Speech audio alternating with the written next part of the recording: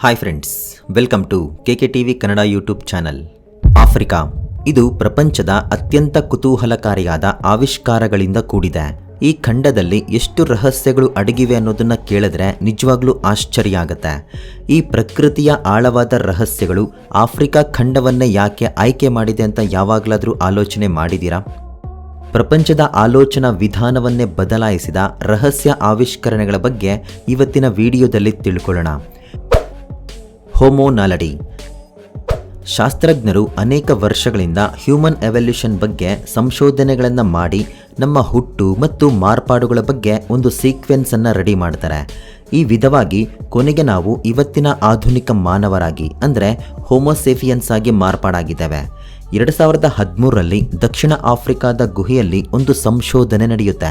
ಇದು ಮಾನವನ ಹುಟ್ಟಿನ ಬಗ್ಗೆ ಸಾವಿರಾರು ಪ್ರಶ್ನೆಗಳನ್ನು ಹುಟ್ಟು ಹಾಕುತ್ತೆ. ಏಕೆಂದರೆ ಇದು ಯಾರೂ ಕನಸಿನಲ್ಲಿ ಊಹೆ ಮಾಡದ ಒಂದು ಹೊಸ ಮಾನವ ಜಾತಿಯ ಆವಿಷ್ಕರಣೆ. ಶಾಸ್ತ್ರಜ್ಞರು ಈ ಜಾತಿಗೆ ಹೋಮೋ ನಾಲಡಿ ಅನ್ನೋ ಹೆಸರನ್ನು ಇಡ್ತಾರೆ. ಈ ಅವಶೇಷಗಳ ಮೂಳೆಗಳ ಮೇಲೆ ಸಂಶೋಧನೆಗಳನ್ನು ಮಾಡಿದಾಗ ಗೊತ್ತಾಗಿದ್ದೇನೆಂದರೆ ಇದು ಪ್ರಾಚೀನ ಲಕ್ಷಣಗಳನ್ನು ಹೊಂದಿದೆ ಅನ್ನೋದು ಗೊತ್ತಾಗುತ್ತೆ. ಈ ಜಾತಿಯ ಮಾನವರು ನಮ್ಮ ಪೂರ್ವಿಕರಿಗೆ ಸಮಾನಾಂತರವಾಗಿ ಜೀವನವನ್ನು ನಡೆಸ್ತಿದ್ರು ಅನ್ನೋದನ್ನು ಸ್ಪಷ್ಟಪಡಿಸುತ್ತೆ. ಮತ್ತು ಈ ಹೋಮೋ ನಾಲಡಿ ಜಾತಿಗಳನ್ನು ಅತ್ಯಂತ ಪ್ರತ್ಯೇಕವಾಗಿಸುವುದು ಇವರ ಚಿಕ್ಕ ಗಾತ್ರದ ಮೆದುಳು.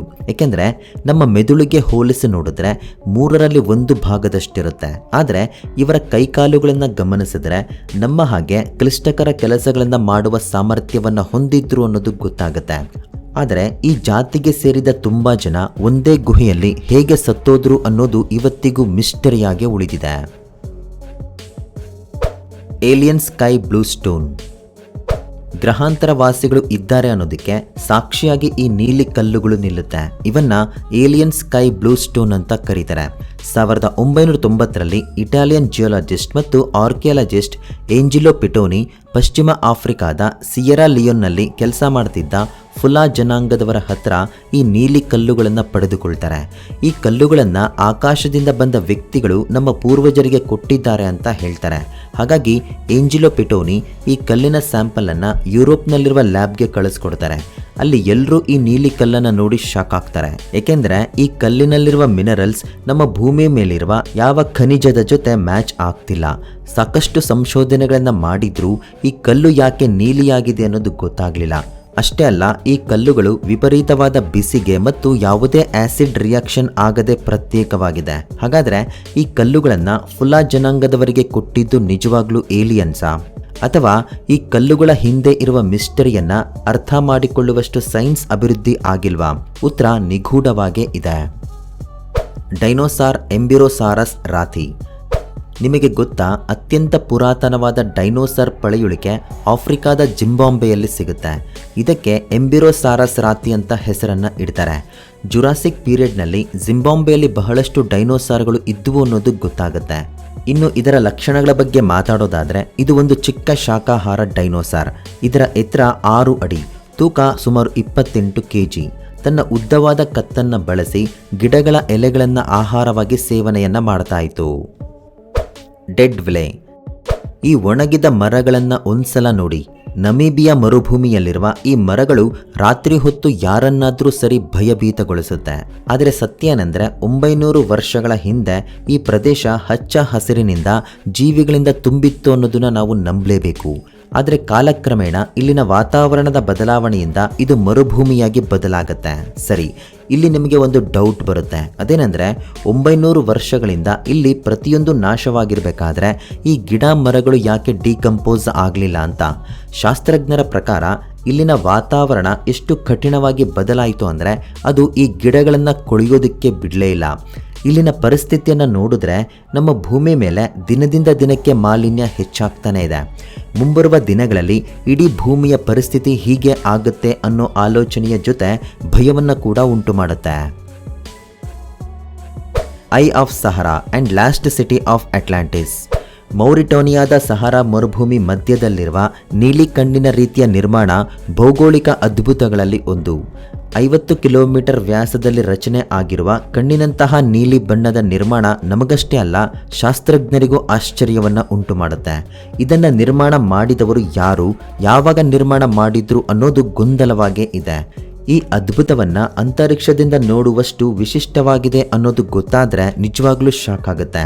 ಕಲ್ಲುಗಳಿಂದ ಮಾಡಿರುವ ಈ ನಿರ್ಮಾಣವನ್ನ ಕಾಲಾಂತರದಲ್ಲಿ ಸಂಭವಿಸಿರುವ ಅನೇಕ ವಾಲ್ಕೆನೋ ಎರಪ್ಷನ್ಸ್ ಮತ್ತು ಸಾಯಿಲ್ ಎರಪ್ಷನ್ಸ್ನಿಂದ ಅನೇಕ ಕಲ್ಲಿನ ಪೊರೆಗಳು ಏರ್ಪಟ್ಟಿವೆ ಅಂತ ಶಾಸ್ತ್ರಜ್ಞರು ಅಭಿಪ್ರಾಯ ಪಡುತ್ತಿದ್ದಾರೆ. ಇದರ ಜೊತೆ ಈ ಪ್ರದೇಶ ಅಟ್ಲಾಂಟಿಸ್ನ ಲಾಸ್ಟ್ ಸಿಟಿ ಅವಶೇಷಗಳಾಗಿರಬಹುದು ಅಂತ ತುಂಬ ಜನ ನಂಬ್ತಾರೆ. ಆದರೆ ವಾಸ್ತವವಾಗಿ ಇವೆಲ್ಲ ಭಿನ್ನವಾಗಿರುವ ಸಿದ್ಧಾಂತಗಳಾಗಿದ್ದು ಇದರ ನಿರ್ಮಾಣ ಇವತ್ತಿಗೂ ರಹಸ್ಯವಾಗೇ ಇದೆ. ಚೈಲ್ಡ್ ಆಫ್ ಟಾಂಗ್. 1924ರಲ್ಲಿ ದಕ್ಷಿಣ ಆಫ್ರಿಕಾದ ಟಾಂಗ್ ಅನ್ನೋ ಪ್ರದೇಶದ ಸುಣ್ಣದ ಗಣಿಯಲ್ಲಿ ಕಾರ್ಮಿಕರಿಗೆ ಒಂದು ಚಿಕ್ಕ ಮಗುವಿನ ಬುರುಡೆ ಸಿಗುತ್ತೆ. ಇದರಿಂದ ಹ್ಯೂಮನ್ ಎವಲ್ಯೂಷನ್ನ ಪೂರ್ತಿ ಚರಿತ್ರೆ ಬದಲಾಗುತ್ತೆ. ಆಸ್ಟ್ರೇಲಿಯಾದ ಅಂಗರಚನಾ ಶಾಸ್ತ್ರಜ್ಞ ಮಿಸ್ಟರ್ ರೇಮಂಡ್ ಡಾಟ್ ಟಾಂಗ್ನಲ್ಲಿ ಕಾರ್ಮಿಕರಿಗೆ ಸಿಕ್ಕಿರುವ ಮಗುವಿನ ಬುರುಡೆಯನ್ನು ಅಧ್ಯಯನ ಮಾಡೋದಕ್ಕೆ ಪ್ರಾರಂಭ ಮಾಡ್ತಾರೆ. ಅಧ್ಯಯನ ಪೂರ್ತಿಗೊಂಡ ನಂತರ ಈ ಬುರುಡೆ 2.8 ಮಿಲಿಯನ್ ವರ್ಷಗಳ ಹಿಂದೆ ಆಫ್ರಿಕಾದಲ್ಲಿ ಜೀವನ ಮಾಡ್ತಿದ್ದ ಮಾನವ ಜಾತಿಗೆ ಸಂಬಂಧಪಟ್ಟಿರೋದು ಅಂತ ಗೊತ್ತಾಗುತ್ತೆ. ರೇಮಂಡ್ ಡಾಟ್ ಈ ನ್ಯೂ ಹ್ಯೂಮನ್ ಜಾತಿಗೆ ಆಸ್ಟ್ರಲೋಪೆಥೆಕಸ್ ಆಫ್ರಿಕನ್ಸ್ ಅನ್ನೋ ಹೆಸರನ್ನು ಇಡ್ತಾರೆ. ಇದು ಒಂದು ದೊಡ್ಡ ಸುದ್ದಿಯಾಗುತ್ತೆ, ಏಕೆಂದರೆ ಇವರು ಹೇಳಿದ ಟೈಮ್ ಪೀರಿಯಡ್ನಲ್ಲಿ ಹ್ಯೂಮನ್ ಎವಲ್ಯೂಷನ್ ಯುರೋಪ್ನಲ್ಲಿ ನಡೆಯುತ್ತೆ ಅಂತ ನಂಬ್ತಾರೆ. ಆದರೆ ರೇಮಂಡ್ ಡಾಟ್ ಸಿದ್ಧಾಂತದ ಪ್ರಕಾರ ಆಫ್ರಿಕಾ ಮಾನವ ಜಾತಿಯ ಜನ್ಮ ಸ್ಥಳವಾಗಿದೆ ಮತ್ತು ಇಲ್ಲಿಂದ ಆಧುನಿಕ ಮಾನವ ಜಾತಿ ಪ್ರಪಂಚದ ಇತರೆ ಪ್ರದೇಶಗಳಿಗೆ ವಲಸೆ ಹೋಗೋ ಟೈಮಲ್ಲಿ ಅಭಿವೃದ್ಧಿಯನ್ನು ಹೊಂದಿದ್ದಾರೆ ಅಂತ ಹೇಳ್ತಾರೆ.